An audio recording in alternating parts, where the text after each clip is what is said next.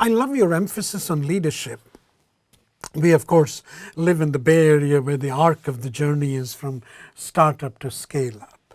And both of you have seen this saga being replayed several times over.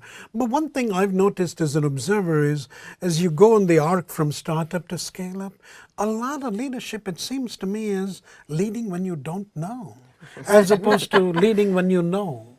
Yeah. Now, how do you lead millennials when you don't know? I think that part of it is showing up who you are. There's to say, like, look, these are the data this is the data we have. This is the decision that I've made. Yeah, we might be wrong, but we're never going to get perfect data. And I think that transparency is a key thing. We were talking earlier about, the football coach at Alabama. Nick Saban, his comment was 10 years ago, he could say to his players, go do this, and they'd go do it. Now he has to say to his players, go do this, by the way, and here's why I want you to go do this. And with that extra step of explanation as to what his logic was, he's able to get high performance out of his players. And so maybe that's one of the things that's changing is it's okay as a leader to be a little bit vulnerable, to say, I don't have all the data, and by the way, most hard decisions are made without a bunch of data. Given what we have, this was my filters, these are my reasons.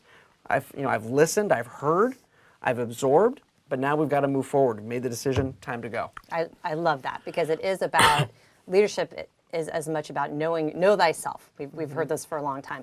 Have the confidence in yourself to say, I don't know. Have the confidence to be self-aware enough to say, I may not have this all right, but we're going to take our best educated guess given the information we have on hand, and we're moving forward. And I think what's hard about that, especially with this generation, like if you read TechCrunch, everyone's got their act together and everything's perfect and everyone's killing it except for Instagram, your Instagram Oh my God, version. everything is, and that's just not reality. So everyone kind of knows that that's fake. Yeah. Everyone knows that that's an image. I think sometimes people are drawn to authentic leaders who are willing to say, yeah, here's how my life's a hot mess today. Yeah. And because all of our lives are sometimes a hot mess. The closer you can get to authenticity, even when you're in that leadership position, especially when you're in that leadership position.